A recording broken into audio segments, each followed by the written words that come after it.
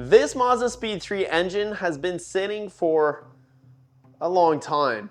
Last time I touched it was when I did the timing on it. That's already been almost 2 years ago.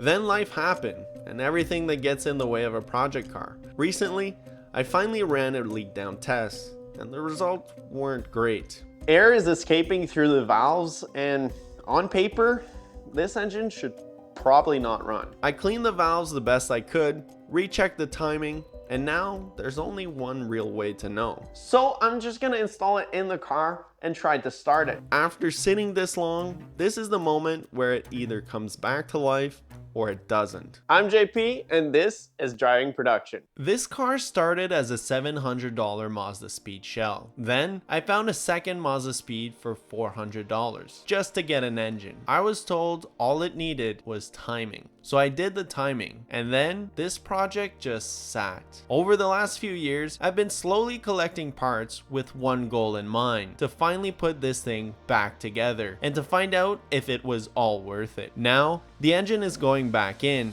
and this is the first time I'll know if this whole plan actually worked. And since this engine is already on a stand, this gives me a chance to take care of a few things the right way. Anything that's easier to reach now or known to cause issues later gets handled before it goes in. I'm also cleaning up airflow, not chasing peak power, just making sure everything breathes evenly and efficiently. While I'm here, I'm gonna set this engine up so I wouldn't have to do it later. None of it's gonna really matter if this engine doesn't run. But if it does, that way it's gonna be set up properly. Obviously, there's a bunch of parts that needs to be installed on the engine before I can put it in the car. So I'm gonna start with something nice and easy like the alternator.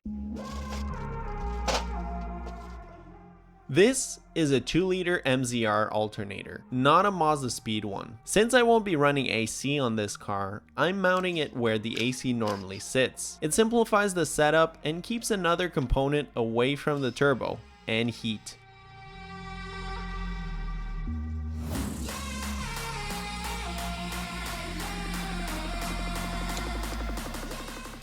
So since I'm here, I am going to be replacing the water pump.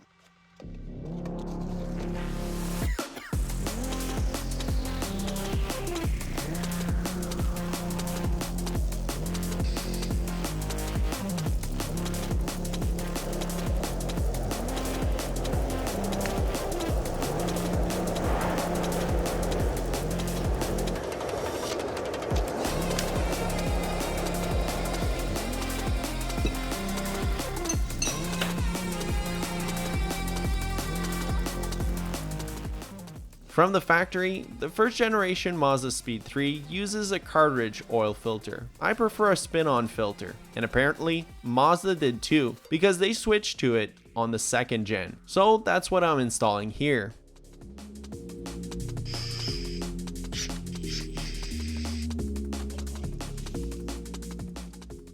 So one of the big issues with the Mazdaspeed is carbon buildup, because it is direct injection. Plus, there's an EGR system. I have to wonder why manufacturers even thought it'd be a good idea to recirculate the exhaust gas right into the intake. So that ends up clogging the valve on an engine that already has carbon buildup issues because it's direct injection. Fortunately for me, when I did buy the Mazdaspeed 3, the engine block that came with it already had a Damon Motorsport block off plate. So I'm just gonna reinstall that on the engine right now.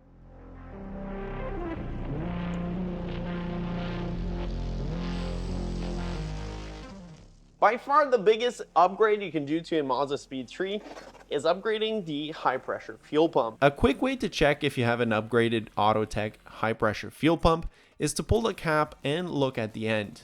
This is a stock one, and this is an upgraded one.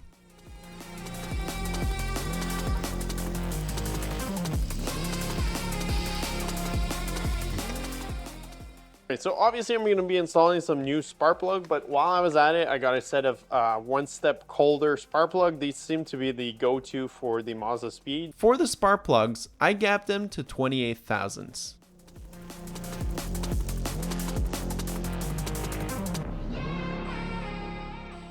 Alright, so time to install the intake manifold. But before I install the intake manifold, I am going to do the VTC delete. I think that's what it's called. Essentially, Mazda put some flaps here in the exhaust manifold. From my understanding, it's mostly for emission regulations and possibly maybe some low-end torque. I'm not sure. It's a very common mod to just remove these flaps. As you can see, they can get pretty restrictive. So I'm going to remove that completely.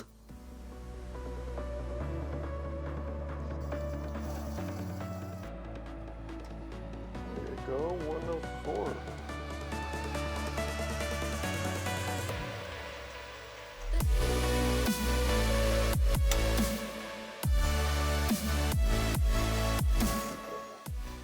Even though I just finished removing all the flaps, I'm still not done yet. So I got to remove the module here on the sides and then vacuum box, I guess, that sits on top of the intake manifold.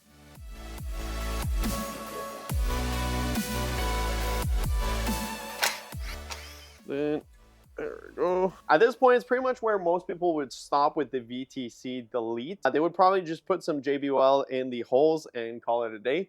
I'm not going to stop there. I've seen a few people just kind of port the intake manifold. I'm going to do a variation of this. So I haven't really seen people do this. Maybe I'm going to lose power. Maybe I'm going to gain power, flow efficiency. I don't know. But I'm actually just going to remove the center wall completely.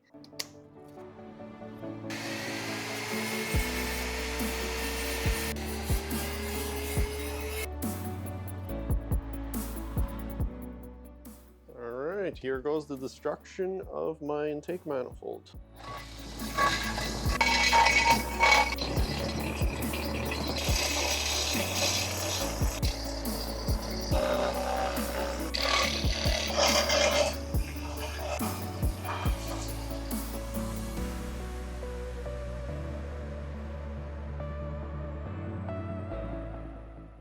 Now that the hacksaw massacre has been completed, it's time to get the ports properly ported. Ideally, this is where like, I think it's machinist blue or something would come in and be very useful, but I don't have that. So I'm gonna try with a razor blade, see if I can scuff, since the aluminum is a pretty, oh yeah, that could work. So with the razor blade, I'm just gonna scuff an outline around it. So I never actually ported anything in my life, but I got this Vevor grinder off Amazon.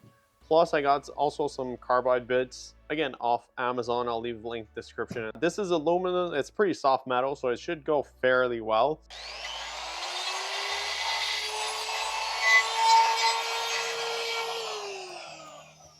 Alright, first mistake, let's go. Porting takes a long time. You're watching the condensed version. Just this manifold alone took me hours.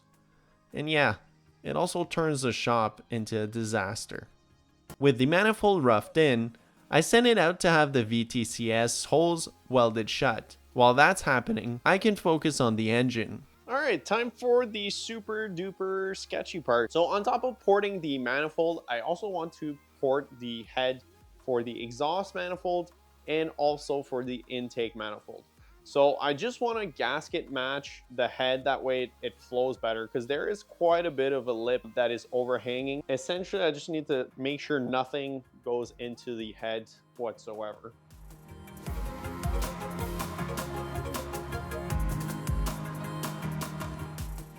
To be safe, I close off all the valves and tape off anything I don't want debris getting into.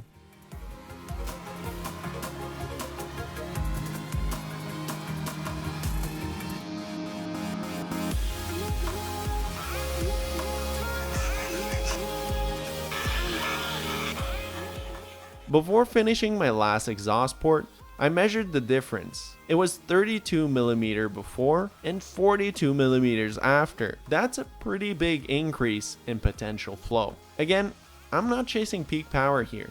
I'm just trying to make everything work more efficiently. This thing looks so much bigger than before. This was essentially like hitting a brick wall where the gasket was.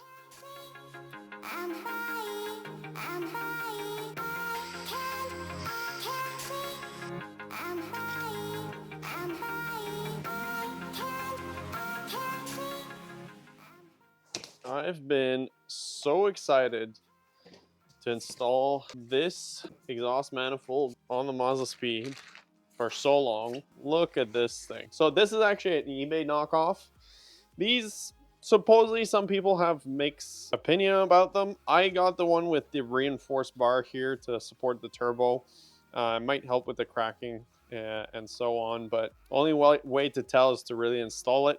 Biggest reason I got this actually is because I personally don't like Subarus, and the Mazdaspeed sounds like a Subaru because it has a unequal length header. By having an equal length header, it's gonna sound like a normal car.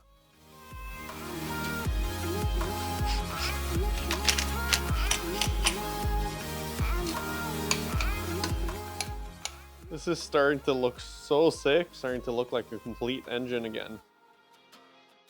All right, so since I wasn't able to weld the manifold, I got it welded at a machine shop. I got all the ports in between, so I just got to port it once again to clean up the excess welds and probably polish it a little bit with some sanding paper.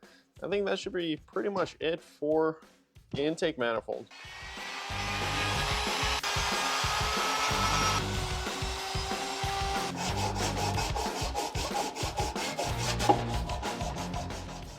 All right, so at this point I can pretty much port the intake section of the head, similar way that I did the exhaust side of the head. The biggest issue with this is since I removed the divider in the intake manifold, I'll have to taper the head because right now the air is just gonna hit like a flat wall.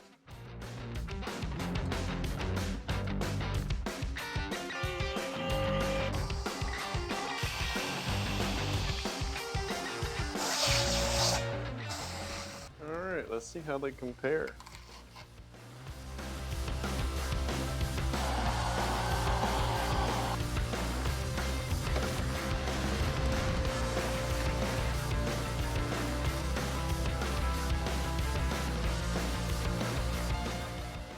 So the engine's coming along really well. It's honestly just a matter of tidying up a few things after I finally finished porting everything I wanted to. So I think at this point I'm gonna try to bring in the Mazdaspeed in the shop, and I'll have to pull it or push it.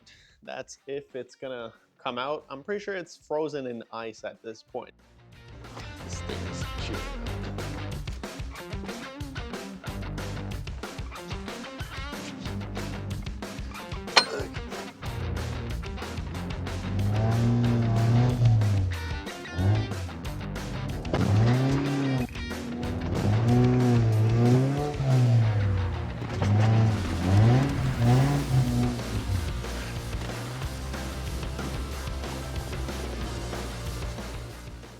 If you're one of the 5 people that can tell me what this car is, let me know in the comments below.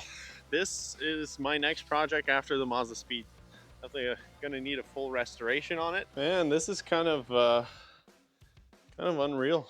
It's the first time the Mazdaspeed's in the shop. After spending about 30 minutes cleaning the manifold in my sink, it's finally ready to go back on, right after I cut and port the new OEM gasket.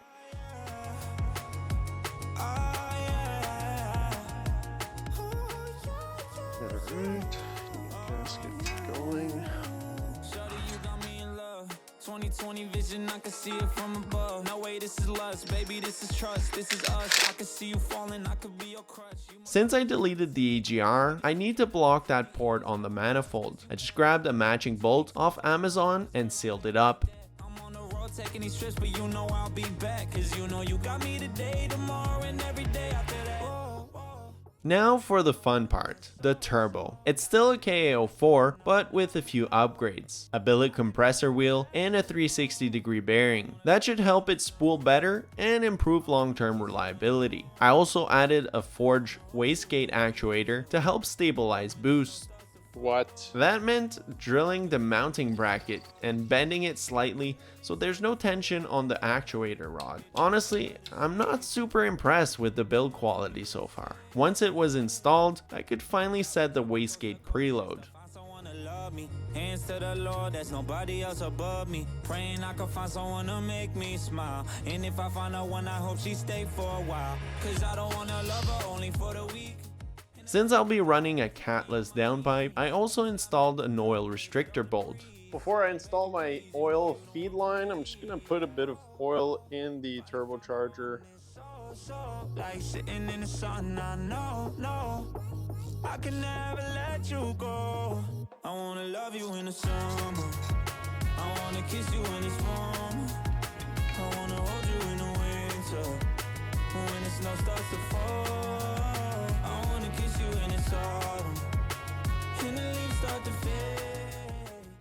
After doing a bit of research, because I wasn't sure what this hose exactly was doing, I realized that this is a line for the evap system. So since I'm deleting most of this stuff, I'm not going to be needing this hose anymore too. It don't matter the season, I'ma love you the same.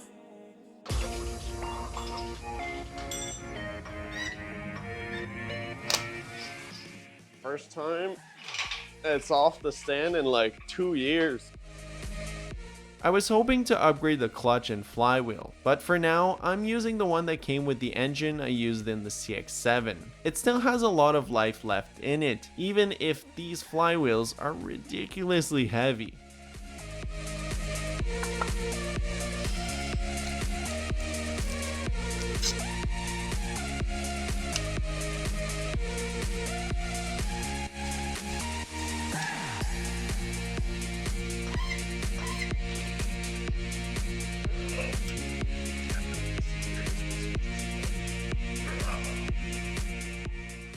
How is this transmission so heavy and so weak is my question.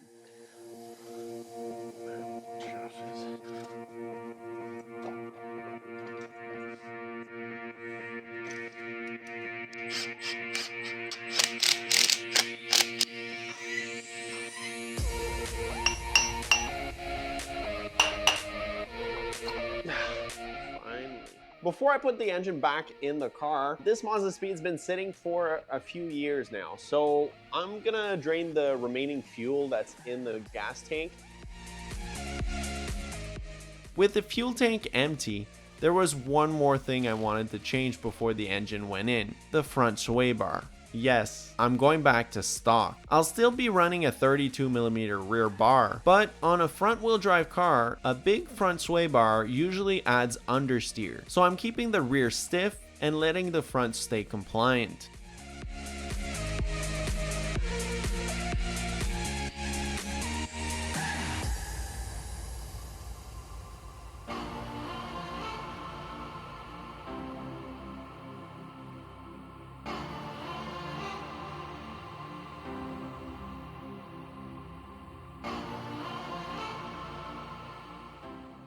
At this point, it was kind of surreal seeing the Speed with an engine in it. I bought this car the same year I bought my blue Mazda 3, the one I just sold. I was excited, nervous, and honestly a little shocked it had finally reached this point. After that, I installed the starter and engine harness.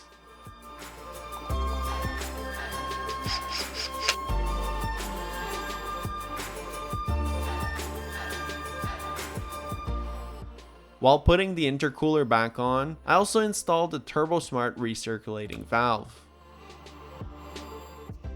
Since this engine hasn't run in years, I'll be just cranking it over a few times just with the starter to get some oil throughout the engine.